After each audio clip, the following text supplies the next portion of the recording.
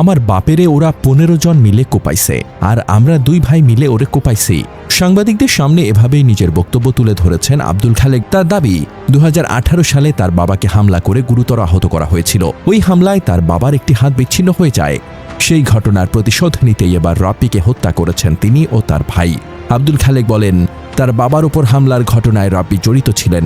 দীর্ঘদিন ধরে সেই ঘটনার ক্ষোভ তাদের পরিবারের মধ্যে ছিল। শেষ পর্যন্ত সেই পুরনো বিরোধী নতুন করে ভয়াবহ সংঘর্ষে রূপ নেয়। সাংবাদিকদের উদ্দেশ্যে খালেক বলেন, শিক্ষিত মানুষ আমি, আমার কি এখানে আসার কথা ছিল? আপনাদের কাজ যদি আপনারা ঠিকমতো করতেন তাহলে আমার মধ্যেই আগুন জ্বলত না।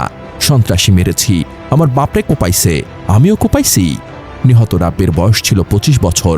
তিনি নগরের 15 নম্বর ওয়ার্ডের জেলা পরিষদ হাইস্কুল রোডের মোড়লবাড়ি এলাকার মোবারক হোসেনের ছেলে। তিনি মাসকান্দা এলাকার আকাশ কম্পিউটার নামে একটি প্রতিষ্ঠানে চাকরি করতেন। হত্যাকাণ্ডের পর পরিস্থিতি আরও উত্তপ্ত হয়ে ওঠে। সন্ধ্যার দিকে বিক্ষুব্ধ এলাকাবাসী অভিযুক্তদের বাড়িঘরে আগুন ধরিয়ে দেয়। পরে পুলিশ ও ফায়ার সার্ভিস ঘটনাস্থলে গিয়ে আগুন নিয়ন্ত্রণে আনে। নিজের বাড়িঘরে আগুন ও লুটপাটের অভিযোগ তুলে ক্ষোভ প্রকাশ করেন আব্দুল খালেক। তিনি বলেন, আমার বাড়িঘর পুড়াইছে, লুটপাট করছে কে? কোনো আইনের লোক তো আমাদের বাঁচাইতে পারল না।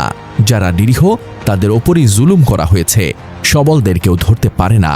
এ সময় ক্ষোভের সঙ্গে তিনি আরও বলেন, আমি যদি বাইরে বের হতে পারি, যারা আমার বাড়িঘর পুড়াইছে তাদের কপালে শনি আছে।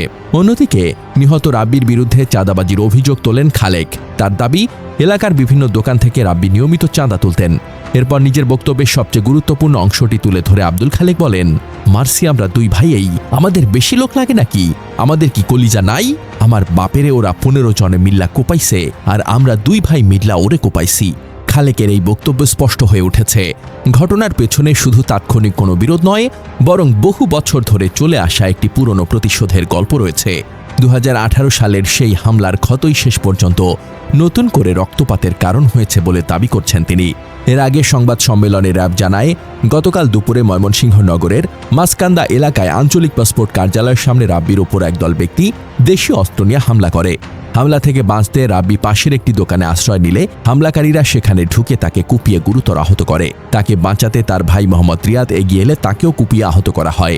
পরে রাব্বিকে ময়মনসিংহ মেডিকেল কলেজ হাসপাতালে নিলে চিকিৎসক মৃত ঘোষণা করেন।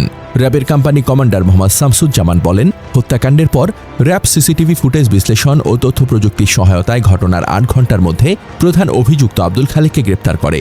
প্রাথমিক জিজ্ঞাসাবাদে আব্দুল খালেক হত্যাকাণ্ডে জড়িত থাকার কথা স্বীকার করেছেন। তার দেওয়া তথ্য অনুযায়ী পূর্বশত্রুতার জেরে পরিকল্পিতভাবে রাব্বিকে হত্যা করা হয়েছে। হত্যাকাণ্ডে তিনি বড় একটি দা বা হাসুয়া ব্যবহার করেছেন বলেও জানিয়েছেন।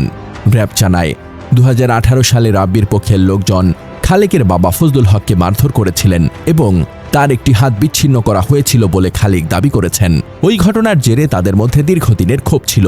এছাড়া রাব্বির পক্ষের লোকজন এলাকায় ভবন নির্মাণ সহ বিভিন্ন কাজে চাঁদা দাবি করতেন বলেও তিনি অভিযোগ করেছেন।